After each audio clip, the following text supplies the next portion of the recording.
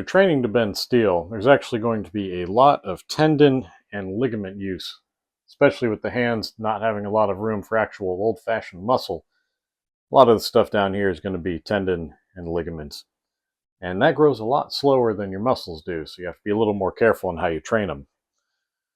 Which brings us to one of my favorite things, overcoming isometrics. And overcoming isometrics is kind of like doing a 1-rep max without actually moving anything. So you get a lot of the benefits of a 1-rep max without the danger of having a joint under maximum tension in motion. And it's also just kind of like regular isometrics, except you're going to be pushing against something that you absolutely cannot for the life of you move.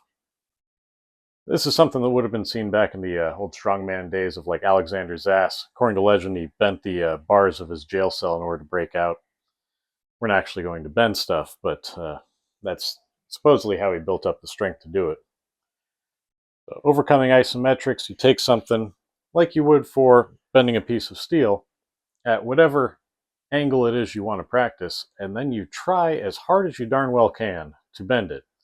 And you hold that for 6 seconds, maybe 10 seconds if you're feeling wild.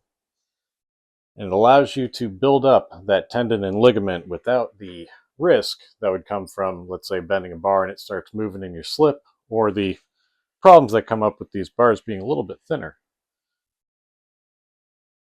But that's really all there is to it. You can do this on almost any exercise. And you just got to find a way to rig up something that's not going to move so you can push with all your might and not have it move. I learned this from a guy doing squats. He put the hooks on the power rack, put the bar under the hooks, and then pushed into it as hard as he could. He actually ended up bending the bar, but he couldn't make it move. And he jokingly told me that no matter how little weight he puts on the bar, he still can't lift it.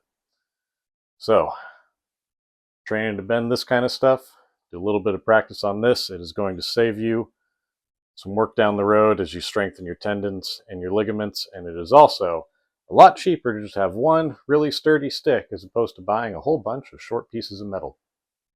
Anyway, have fun out there.